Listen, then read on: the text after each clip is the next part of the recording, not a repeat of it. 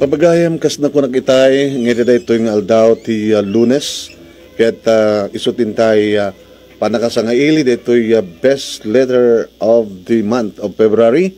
The second grand finalist tayo nga inaawatin ti cash prize na kan dito certificate of recognition on appreciation papagayam. So, dito yung winner tigabsat ni Rolando Ruiz iti Barangay 31 Talingaan, Lawag City, best letter of the month of February. Kaya so the second grand finalist tayo. Ito basaan dito yung certificate na gabsat DCJC Action Radio, Reynaldo Ray Fiesta Sentenciador Award is awarded to Best Story, awarded to Roland J. Ruiz in the Barangay 31 Talingaan, Lawag City for being winner of Best Story of the month of February.